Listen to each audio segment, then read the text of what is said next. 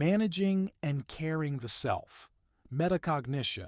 In the context of learning, studies show that when you are able to think about how you think, how you process information, and how you utilize techniques while you are studying, you have a higher chance of improving your learning process than those who do not reflect on their methods.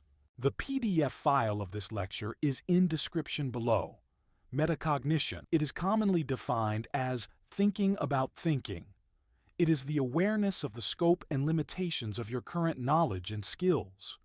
Metacognition is also not limited to the thinking process of the individual. It also includes keeping one's emotions and motivations while learning in check. Metacognition basically has two aspects: 1, self-appraisal, and 2, self-management of cognition. 1. Self-appraisal. It is your personal reflection on your knowledge and capabilities. Metacognitive knowledge. Several variables that affect how you know or assess yourself as a thinker. Personal variable, task variable, strategy variable. Example: I know that I, person variable, have difficulty with word problems, task variable. So I will answer computational problems first and save the word problems for last, strategy variable.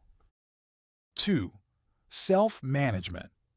It is the mental process you employ using what you have in planning and adapting to successfully learn or accomplish a certain task.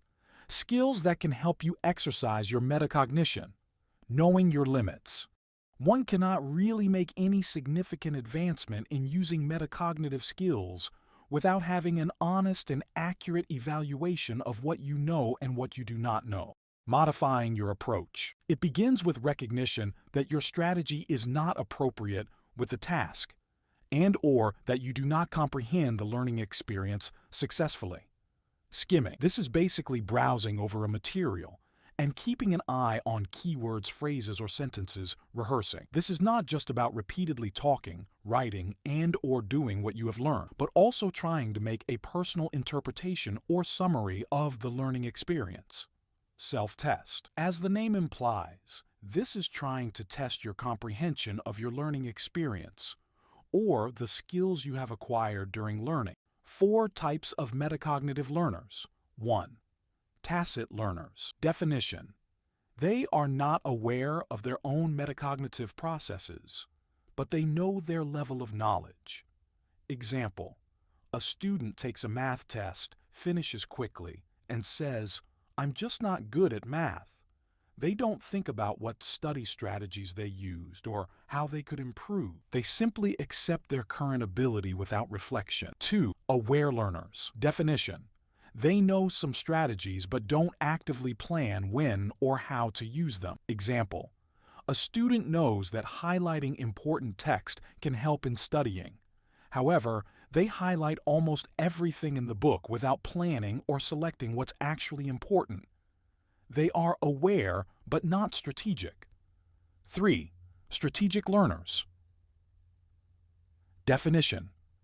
They intentionally plan and use strategies to guide their learning. Example: a student preparing for a history exam creates a study schedule, outlines key topics, uses flashcards for important dates, and practices essay questions. They choose specific strategies that match the task and stick to their plan. 4. Reflective learners. Definition. They go beyond strategy. They think about their thinking while learning, evaluate progress, and adapt strategies if needed.